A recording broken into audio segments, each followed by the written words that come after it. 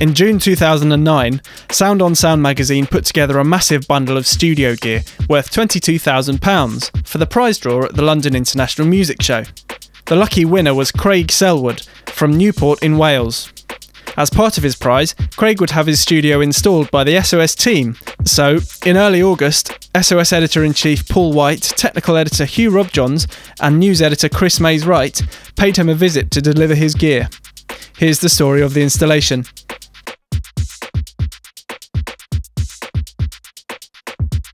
Craig is in a rock band, and he uses his small home studio for recording and rehearsing. Before we arrived, he'd removed all his equipment apart from his desk in the corner, giving the team a blank canvas for the installation. Craig has polystyrene tiles on the walls of his studio, as well as a rather fetching carpet and a morbid but unique piece of art on the back wall.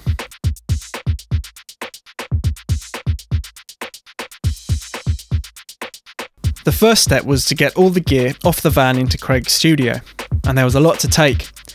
The prize included, in alphabetical order, Ableton Live, the Air Virtual Instruments Collection, a pair of AKG Perception 170s, Auralex Acoustic Room Treatment, a Blackstar HT5 guitar amp, a DigiDesign 003 with Pro Tools and the Music Production Toolkit, an ESI M8U XL, a Focusrite Octapre with ADAT expansion board, a suite of GeForce instruments, Isotope Ozone 4 and RX, a KRK monitoring system including a pair of RP6G2s, a 10S sub and an Ergo, the Korg Microkorg XL, Moog's Murph, a Novation Zero SL Mark II, Propellerhead Reason, a Radial J48 DI box, two Rode M3s, an SE4400A with heavy-duty mic stand, an SE reflection filter, Shure PG27 and SM27 microphones, a Sontronics STC2 and Matrix stand,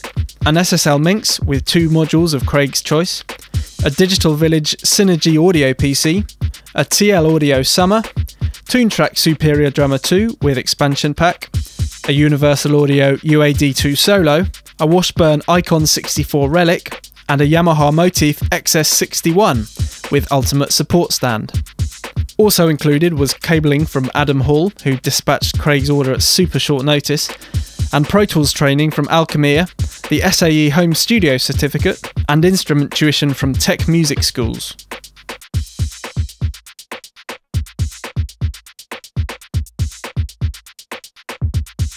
Once the gear was in the dry confines of Craig's studio, it was time to get unpacking. Then we went about tackling the acoustics of the room. Craig was supplied with a complete Auralex treatment kit to tame the boominess in the room, which you can hear when Paul speaks.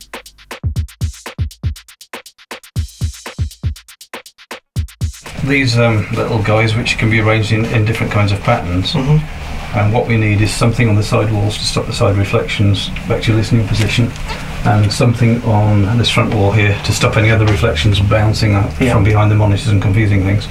So we need to agree on a pattern, and I'd guess if we can make the one at least at the front out of the grey ones, it would look better. Yeah. We'll try and keep the burgundy to the back half of the room maybe, and the grey to the front to give it some kind of good, structure. Nice so you have to pick a pattern really, because they look pretty good that way around. But being these wedge shapes, you can do all sorts of things. You know, you can have them that way on,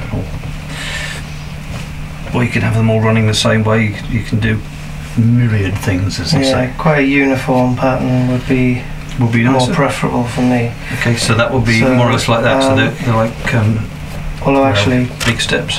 Thinking of that. That was quite nice. That, and if they were sort of and if we need another layer, do it that way again. Yeah, that looks quite cool. Okay, well, I'll make a start and do the area between these two shelves, and then after that we'll start on the sides. Excellent. And I think you'll find that dries up the sound quite a lot. We probably also need something roughly over your head, which will be just in front of this light socket running across here. Right, let's make a start. To stick the foam panels to the walls, we were supplied with solvent-based glue, which is very strong indeed. but being solvent based, it would have eaten through the polystyrene tiles on Craig's walls. So a trip to the local hardware shop for some solvent-free adhesive was required. Once equipped with the correct materials, the foam went up easily. Then it was time for the base traps. The base traps have to go in the corners to be effective, so we're going to try and get them all the way from floor to ceiling as much as possible, which inevitably involves a little bit of cutting to go around the woodwork. And we're putting it up with this solvent-free adhesive so that it doesn't dissolve the polystyrene tiles. Base traps work by absorbing sound energy in the corners, where bass is most likely to build up. It's astonishing what a difference they can make, and they're essential in small home studios such as Craig's. The next job was treating the mirror points, where the sound from the speakers bounces off the walls and towards the listener's ears.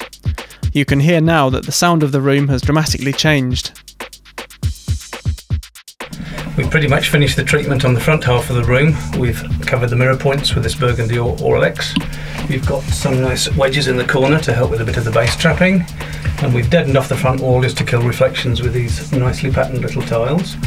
So that leaves us with the back of the room to treat. Hugh's got some ideas for that involving the leftover wedges. Yeah, we've got a couple of wedges left over, which I think we'll just put across the back corners along the ceiling line, just to help with some base absorption. It's not bad in here, the base isn't too bad at all, but I think it might help a little. And then we've got some more of these pieces left, which we used on the front wall, which we could use on the back, but I've got a feeling that we're going to over dampen it if we do that, and we'll end up sucking out all the top end. So we'll have a listen and see what it's like, and then we can always put a bit more up if we need to. Yeah, it is important with this kind of treatment not to overdo it. Maybe 20-25% of the total surface area would be more than enough. If you overdo it, you end up, as Hugh says, you suck out the top end, the upper mid, but you leave the lower mid and the base end running rampant, and you end up with a rather bad balance. So I think we've probably gone a bit as far as we should. Yeah, I think the thing to do now is we've unpacked all the boxes, we've got all the toys out, so it's a case of plugging them together and get the system up and running and see what we can do with it. Yeah, so back to work.